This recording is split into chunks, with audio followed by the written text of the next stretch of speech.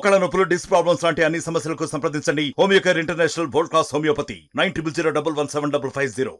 ఖమ్మం రైతు ఆత్మహత్య ఘటన రాష్ట్రవ్యాప్త సంచలనం సృష్టించింది. ముఖ్యమంత్రి రేవంత్ రెడ్డి ఎంక్వైరీకి ఆదేశించారు.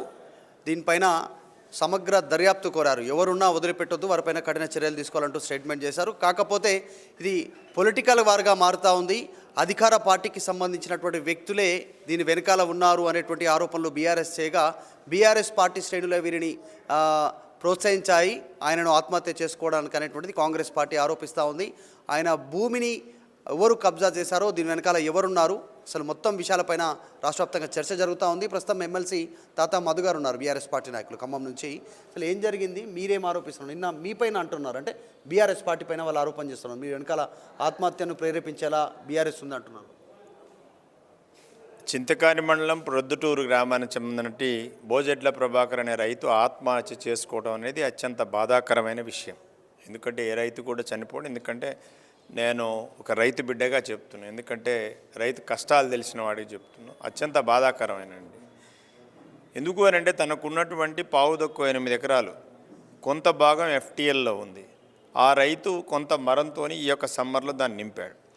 అదే గ్రామానికి సంబంధించినటువంటి ఎక్స్ జెడ్పీటీసీ చింతకాని భర్త కిషోర్ అనే వ్యక్తి కాంగ్రెస్ నాయకుడు తన మాట ఈ యొక్క ప్రభాకర్ ఇంటలేదని చెప్పి ప్రభాకర్ ల్యాండ్కి కావాల్సిన పోయే దారిని మొత్తాన్ని కూడా జేసీబీలు ప్రొక్రైన్లతో ఒక 6 ఫీట్ల లోతు కొట్టేసేసి మొత్తం తన యొక్క వ్యవసాయ భూమి పనికి రాకుండా చేయటం అనేది జరిగింది.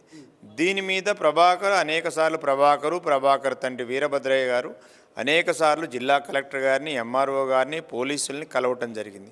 ఎవరు కూడా న్యాయం చేయలేదు. చివరికి ఆయన మరొకసారి ప్రయత్నం చేద్దామని కలెక్టర్ గారిని కలవటం జరిగింది. కలెక్టర్ గారు నేను పరిశీలిస్తా అని చెప్పారు, కానీ సమస్యకు పరిష్కారం దొరకలేదు. ఎందుకు లభించలేదు? అంటే ప్రెషర్ ఉందా ఊర్లో? ఏం జరిగింది అసలు? నిజంగా ఆయన భూమిని కబ్జా చేసే ప్రయత్నం చేశారా ఎవరైనా? గ్రామంలో ఉన్నటువంటి ఆధిపత్య పోరులో భాగంగా కిషోర్ అనే వ్యక్తి ప్రభాకర్ వాళ్ళ కుటుంబం మీద ఆధిపత్యం చెలాయిస్తున్నాడు. ఈయన కొంతమందిని అడ్డం పెట్టుకొని ఆ భూమిని కబ్జా చేయాలనే ప్రయత్నం జరిగింది. ఇది నీ భూమి కాదు, ఇది మత్స్యకార సొసైటీ భూమి అని. కానీ వీరభద్రయ్య గారికి అఫీషియల్గా పాస్బుక్స్, గవర్నమెంట్ ఇచ్చినటువంటి పాస్బుక్స్ ఉంది, రైతు బంధు పడుతుంది, అన్నీ ఉన్నాయి. అయినా కానీ కావాలని వ్యక్తిగత కక్షలతోని గ్రామంలో ఉన్నటువంటి వాటితోని ఈ యొక్క వారి మీద దౌర్జన్యం అనేది చేయటం. సో ఆ దౌర్జన్యాలను తట్టుకోవలేక విసికి వేసారిపోయి తను పురుగు మంది తాగి చనిపోవటం అనేది జరిగింది. ఇది చాలా బాధాకరమైన విషయం. కిషోర్ ఎవరు మనిషి మధు గారు? అంటే ఏ పార్టీకి సంబంధించిన ఉంటారు? కిషోర్ అనే వ్యక్తి కాంగ్రెస్ పార్టీ నాయకుడు, వారి వైఫ్ ఏమో ఎక్స్ జెడ్పీటీసీ తిరీషా గారు. కాబట్టి ఆయన 100% ఇవ్వాలి కదా. ఆయన వాళ్ళ పుట్టుకతోనే కాంగ్రెస్ పార్టీ కుటుంబం. కాబట్టి ఇందులో వేరేది ఏం లేదు. నిన్న కోదండరెడ్డి గారు మాట్లాడుతూ ఇదేదో బీఆర్ఎస్ వాళ్ళు కావాలని ఇది చేపించి మా మీద నెట్టే ప్రయత్నం చేస్తున్నారు. మరి ఆయన వయసులో పెద్ద, ఆయన వయసు ఎక్కువైపోయింది, మరి మైండ్ కూడా ఆయన మందగించి ఉంటుంది. ఆయన మాట్లాడేది అర్థం కావట్లేదు. కోదండరెడ్డి గారు వస్తే నేను తీసుకెళ్తా పొద్దుటూరుకి, ఏం జరిగిందో కళ్ళారా చూపిస్తా. అది బట్టి గారు స్వయంగా ప్రాతినిధ్యం వహించేటువంటి నియోజకవర్గం. బట్టి గారికి ఆ గ్రామం మీద పూర్తి అవగాహన ఉంది. ఆ గ్రామ రాజకీయాల మీద బట్టి గారికి పూర్తి అవగాహన ఉంది. కిషోర్ ఎవరు, రజనీకాంత్ ఎవరు, పుల్లయ్య ఎవరు, ఇవన్నీ బట్టి గారికి తెలుసు. కానీ ఇప్పుడు ఏంటి, వాళ్ళు చనిపోయిన తర్వాత వెళ్ళి స్వయంగా ముఖ్యమంత్రి గారేమో దీని మీద సమగ్ర విచారణ చేసి దోషులు ఏ స్థాయిలో ఉన్నా శిక్షించాలని ఒక ముఖ్యమంత్రి ఒక పక్క చెప్తాడు. కానీ వీరభద్రయ్య గారు కంప్లైంట్ ఇచ్చిన తర్వాత A1గా ఉన్న కిషోర్ని రాత్రికి రాత్రి A8గా మార్చారు. ఎందుకోసం అంటే వెనకాల ఫోన్ వచ్చిందా, ప్రెజర్ ఉంది అనుకుంటారా, మీరు ఏమనుకుంటారు? నేను అదే అడుగుతున్న బట్టి గారిని. ఎందుకంటే ఆయన బాధ్యత ఉంది. ఆ నియోజకవర్గానికి ఆయన ఎమ్మెల్యేగా ఉన్నారు, రాష్ట్రానికి ఉప ముఖ్యమంత్రిగా ఉన్నారు. ఒక A1గా ఉన్న వ్యక్తిని A8గా ఎందుకు మార్చారు అనేటువంటిది మా జిల్లా పోలీస్ కమిషనర్ గారు చెప్పాలి, అలాగే ఇక్కడ ఉన్నటువంటి స్థానిక పోలీసులు చెప్పాలి ఎందుకు A1గా ఉన్న వ్యక్తిని A8గా మార్చారు. కాబట్టి నాకు అనుమానం వేస్తుంది, ఈ అధికారులు ఉంటే ఈ యొక్క విచారణ అనేటువంటి ముఖ్యమంత్రి గారు ఏదైతే చెప్పారో విచారణ అనేది సజావుగా సాగదు.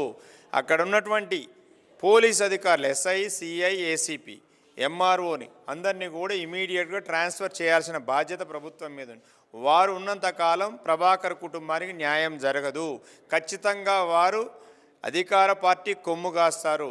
ఇమీడియట్గా అధికారులను అక్కడి నుంచి బదిలీ చేసి స్వచ్ఛందంగా వారిని అక్కడి నుంచి పంపించేసి క్లియర్ ఒక న్యాయ విచారణ చేసి ఆ కుటుంబానికి న్యాయం చేయాలి.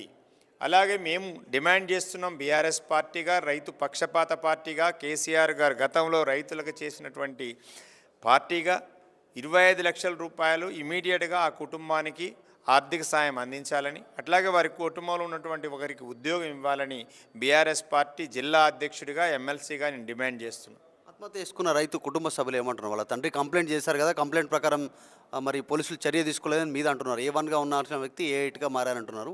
మరి వాళ్ళ తండ్రి ఏమంటున్నారు? ఎమ్మెల్సీగా చెప్పట్లేదండి, కుటుంబ సభ్యులు చెప్పేటువంటి వాదన నేను చెప్తున్నా. కుటుంబ సభ్యులను ఎంఆర్ఓ వస్తే కాళ్ళ మీద పడ్డారు.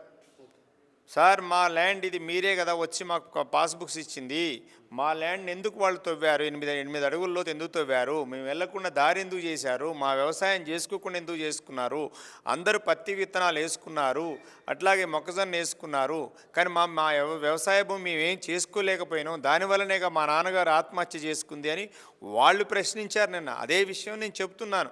మా నాన్నకు చావు కారణమైన వ్యక్తి కిషోర్ని అరెస్ట్ చేయండి, కిషోర్ని ఏ1గా ఉన్న కిషోర్ని ఏ8 ఎందుకు చేశారని వాళ్ళు క్వశ్చన్ చేస్తున్నారు.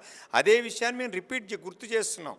కాబట్టి ముఖ్యమంత్రి గారికి చిత్తశుద్ధి ఉంటే ఇమీడియట్గా ఏ1గా ఉన్న కిషోర్ని ఏ8కి ఎందుకు మార్చారు, మళ్ళీ ఏ1గా పెట్టండి, ఉన్న అధికారులను ట్రాన్స్ఫర్ చేయండి, ఏదో ఒక విచారణ అధికారిత్వ ద్వారా విచారణ చేయించండి, ఒక స్పెషల్ ఆఫీసర్నేసి విచారణ చేసి ఇమీడియట్గా ఆ కుటుంబాన్ని న్యాయం చేయమని అడుగుతున్నాం. బీఆర్ఎస్ మీద ఎందుకు ఆరోపణలు చేస్తూ ఉన్నారు అనుకుంటున్నారు మీరు? వాళ్ళు మీ పైన ఆరోపణలు చేస్తున్న కారణం ఎందుకంటే డైరెక్ట్గా ముఖ్యమంత్రి సమగ్ర దర్యాప్తు కోరారు, ఎవరున్నా వదిలిపెట్టొద్దు అన్న తర్వాత మీ పార్టీ నేతలపైన, మీ పార్టీ ఉన్నా వాళ్ళ పార్టీ ఉన్నా ఎవరున్నా ఎంక్వైరీలో అరెస్ట్ చేయొచ్చు, వాళ్ళని పట్టుకోవచ్చు, మీ పార్టీ పైన అలిగేషన్ చేయడానికి రీజన్ ఏమనుకుంటున్నారు? రీజన్ ఏంటి?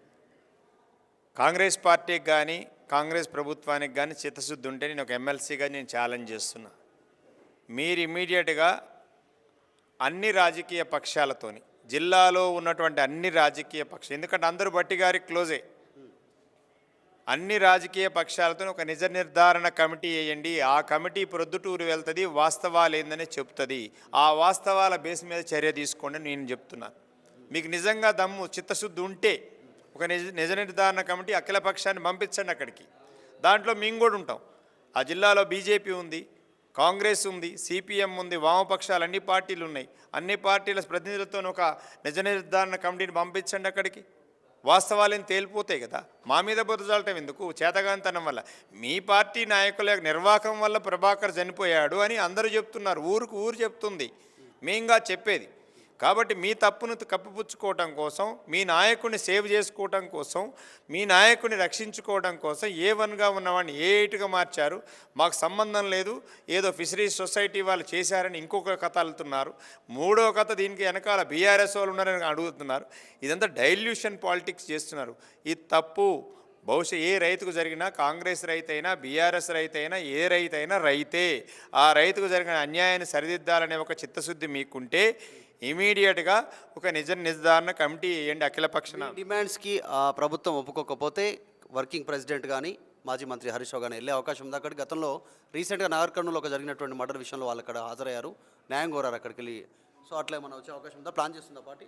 100% మేము, మా పార్టీ వర్కింగ్ ప్రెసిడెంట్ కేటీఆర్ గారు, అలాగే మాజీ మంత్రివర్యులు మా పార్టీ నాయకులు హరీష్ రావు గారిని ఖచ్చితంగా పొద్దుటూరు గ్రామాన్ని రావాలని మేము కోరుతున్నాం. ఖచ్చితంగా వారితో మాట్లాడతాం. మా పార్టీ ప్రతినిధి బృందం కూడా ప్రొద్దుటూరు గ్రామాన్ని ఖచ్చితంగా పర్యటిస్తాం. ఆ రైతు కుటుంబానికి భరోసా ఇస్తాం. ఖచ్చితంగా వారికి న్యాయం జరిగే వరకు ఆ రైతు కుటుంబంతో ఉంటాం. ఇది బొజట్ల ప్రభాకర్ రైతు ఆత్మహత్య చేసుకున్నటువంటి ఘటన పైన సమగ్ర దర్యాప్తు ముఖ్యమంత్రి కోరారు. కానీ ఇది రాజకీయ రంగు పులుముకుంటుంది. ఒక పార్టీ పైన ఒకరు ఆరోపణలు చేసేటువంటి సిచ్యువేషన్ ఉంది. అసలైన నిందితులని శిక్షించాలని రేవంత్ రెడ్డి చెప్పినప్పటికీ కూడా దానిపైన ఫోకస్ పెట్టే కంటే కూడా ఒక పార్టీ పైన ఒకరు వాదనలు చేసుకుంటున్నారు. ఎవరున్నా వదిలిపెట్టొద్దు అనేటువంటిది బీఆర్ఎస్ పార్టీ ఎమ్మెల్సీ తాతా మధు చెప్తా ఉన్నారు.